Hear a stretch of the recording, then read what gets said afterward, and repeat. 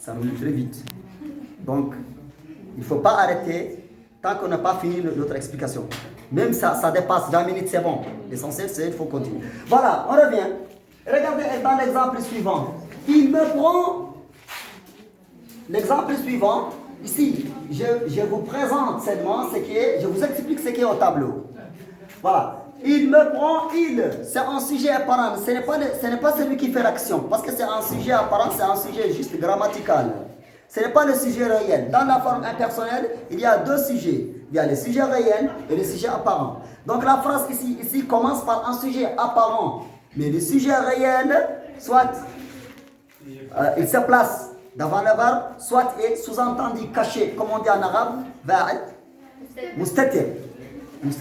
Soit le sujet est placé après le verbe, soit il reste caché. Quand je dis par exemple, il pleut, qui pleut? Il pleut, la pluie. Ah, ici, il est caché. Donc ici, ce n'est pas le sujet réel, c'est un sujet apparent chez lui. Voilà.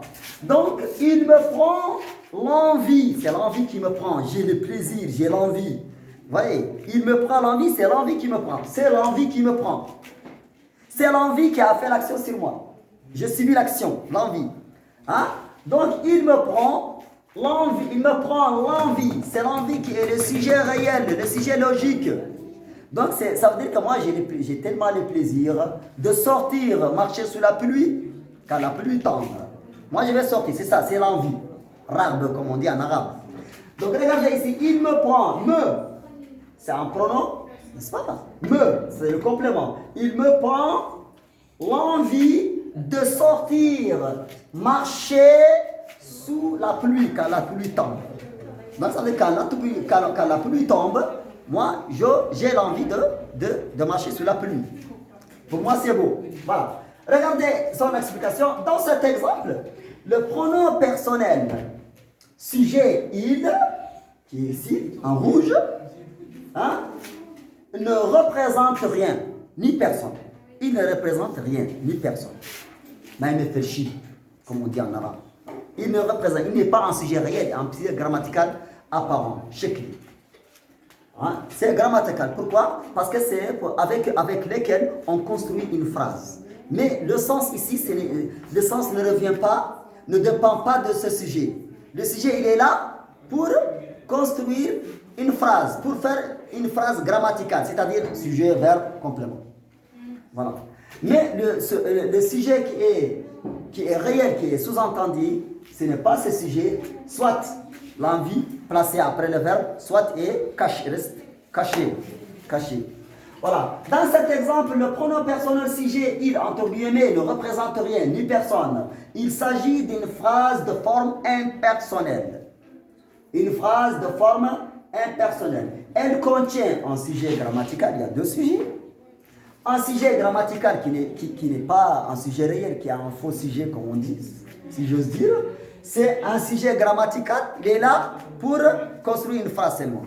Voilà. Un sujet grammatical impersonnel, qui ne représente personne. Il est un sujet logique, réel. Un sujet logique, qui est réel, qui a un sens. Hein, placé après le verbe qui est l'envie.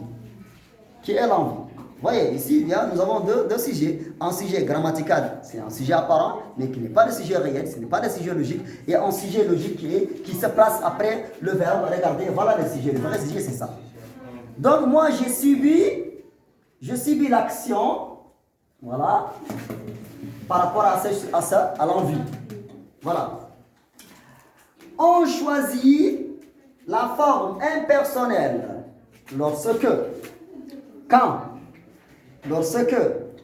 ici c'est quoi? C'est une conjonction de subordination de temps, comme on dit en arabe. Lorsque veut dire quoi? Très bien, voilà, comme on dit, lorsqu'on met l'accent, on accorde l'importance, met l'accent sur le sujet logique. L'accent, on accorde l'importance sur le sujet logique. Donc, mets l'accent en arabe, on dit en arabe, je mets l'accent, ça veut dire comme on dit en arabe. C'est ça, mettre l'accent sur. Hein? Mets l'accent sur le sujet logique. Vous voyez?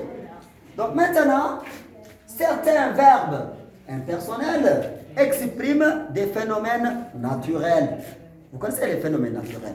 Un phénomène naturel, c'est ce qui se passe naturellement, comme la chaleur, la pluie, le froid. Ce sont des phénomènes naturels. Comment on dit en arabe les phénomènes naturels? Quand je dis il pleut, c'est naturel, c'est un phénomène naturel. Il fait du vent, il y a beaucoup de vent, c'est un phénomène naturel. Hein? Il fait chaud, il fait très chaud aujourd'hui. Ou bien il fait beau, c'est un phénomène. Il tonne, quand la pluie tombe, ça tonne. Il y a de tonnerre, il y a comment dirais-je, des crues terribles. Hein? Terrible, le tonnerre, comme on dit. Il tonne, il neige, il y a la neige qui tombe. Hein? Voilà, donc il fait du vent, il fait beau, il fait chaud. Chut, chut. Silence, suis au tableau au tisson. Il fait du vent, il fait chaud, hein? Il fait froid. Tout ça, ce sont des verbes impersonnels, mais qui expriment uniquement quoi? Ça exprime des phénomènes naturels. Des phénomènes de la nature, comme la pluie, le vent, la chaleur, le froid, et ainsi de suite. Voilà. Donc, il y a aussi certains verbes impersonnels comme il y a. Le gallicisme, c'est un verbe, c'est un présentatif aussi. Hein? N'est-ce pas? C'est un présentatif et c'est un verbe impersonnel. Il y a, il s'agit. Ouais. Il est nécessaire de manger, il est nécessaire de boire, il est nécessaire de dormir, il est nécessaire d'aller à l'école. Très nécessaire. Ce qui ne peut pas ne pas être. Voilà.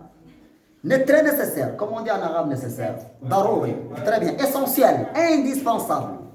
Essentiel. Indispensable. Donc il est nécessaire de manger. Il est nécessaire de se reposer. Il est nécessaire de prendre son repas. Hein?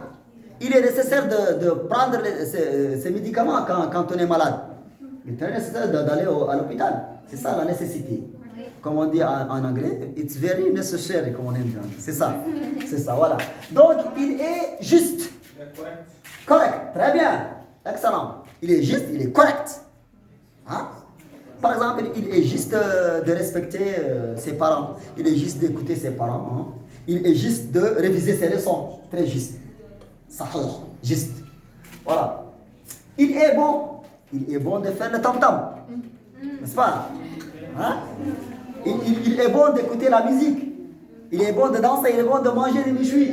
Ce n'est pas. Il est bon. Vous voyez? Voilà. Donc, il est bon, il est interdit de bavarder en classe. Interdit. Hein? Il est interdit de manquer du respect à autrui. Hein? Et voilà. Donc, interdit, ce qui est interdit, ce qu'on ne doit pas faire. Mahlour, interdit, interdiction. Min al-mahlour, voilà. Il est interdit, il est désagréable. Il est désagréable de crier en classe. Très désagréable. Hein? Hein? Désagréable, ce qui n'est pas agréable. Ce qui est vraiment, c'est ce qui nous dérange. Voilà, c'est mauvais, c'est désagréable. Mouzrij. Voilà, c'est ça, mouzrij. Il est désagréable. Min al-mouzrij, comme on dit, il est désagréable. Min. Il est, regardez ces verbes, le verbe ici, comment dire, la forme impersonnelle qui contient un verbe d'état signifie en arabe mine. Mine. Vous voyez, mine. Voilà. Désagréables sont des constructions impersonnelles. Impersonnelles. Voilà, je reviens à vous donner, je me permets de vous donner quelques exemples. Je vais essayer. Tu n'as rien compris, je sais. Ça se voit, ça se lit dans tes yeux. C'est clair comme du cristal. Voilà. Regardez, je vous donne des exemples sur là-bas, sur la forme elliptique. Par exemple, quand je dis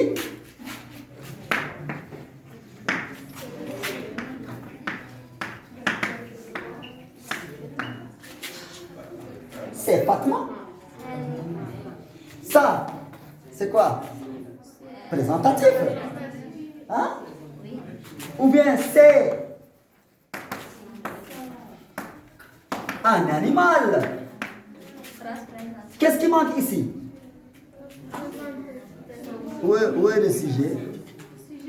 La règle dit que une phrase elliptique, c'est une phrase à laquelle il manque un élément. La phrase normale contient 3 éléments, le sujet, le verbe, le complément. Oui. Donc regardez ici, nous avons un nom et ici nous avons un présentatif. Donc il manque quoi? Il manque un de ces éléments de la phrase. Parce que ça, c'est un présentatif. Quand je dis voilà une boutique.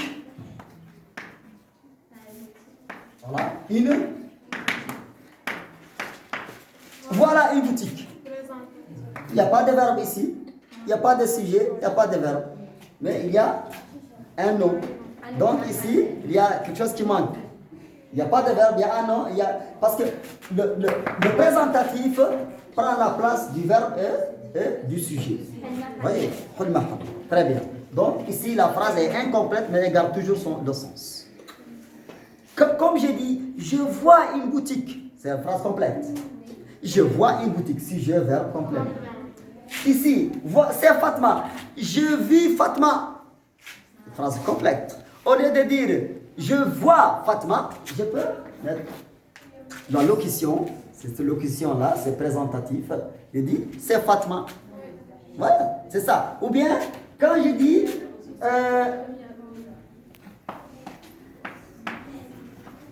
prends un peu de repos. Un peu de repos. Voilà. Prends un peu de repos. Où est le sujet ici? Il n'y a pas de sujet. Parce que la phrase, c'est une phrase impérative. Hein? C'est une phrase impérative. Hein? Il n'y a pas de sujet. Ou bien quand je dis un animal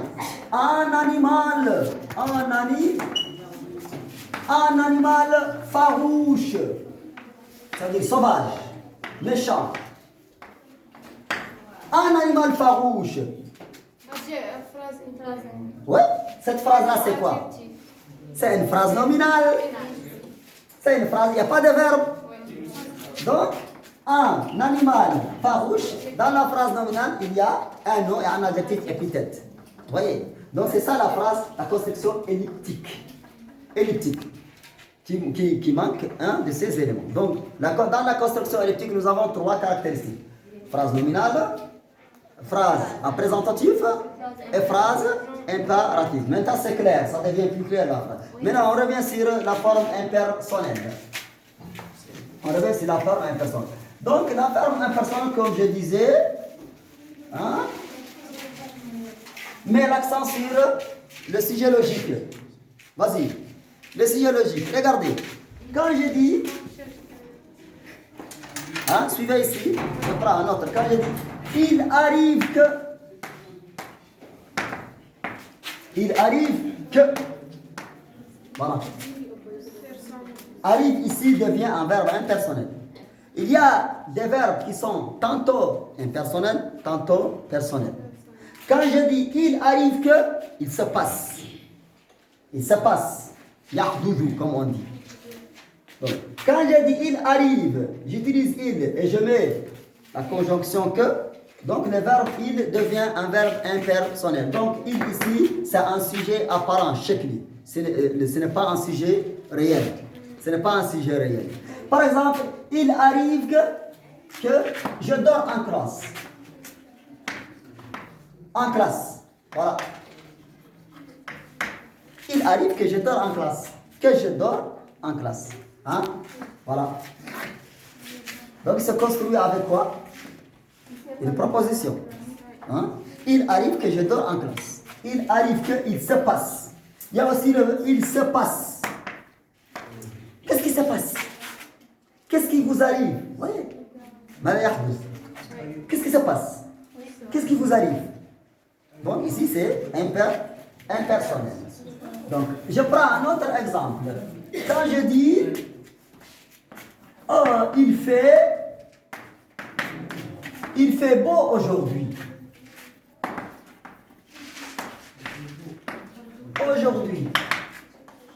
Il fait beau, c'est le temps qui est beau.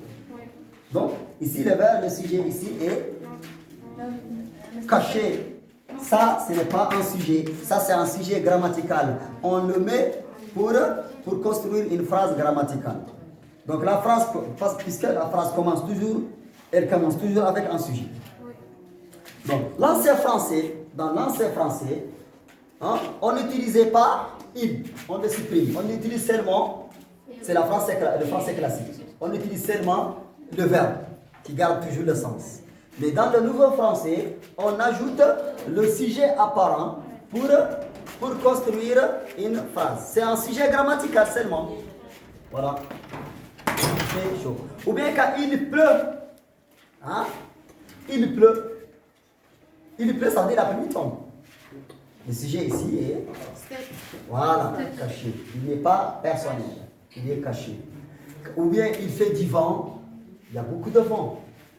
Même il y a d'autres, ça on l'utilise pour présenter quelque chose. Hein? Ou il s'agit, pour présenter, il s'agit de Mohamed, il y a Mohamed, c'est Mohamed. Hein? Il s'agit de faire quelque chose, il s'agit de dormir. Donc ici, pour présenter quelque chose. Donc c'est dans le domaine de présenter quelque chose. Donc c'est présentatif. Gallicisme, il y a aussi d'autres expressions. Il existe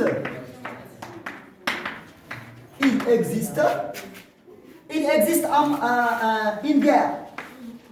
Une guerre.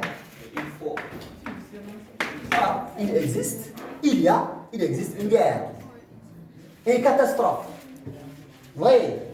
Donc voilà, c'est ça la forme impersonnelle. Donc merci de votre attention.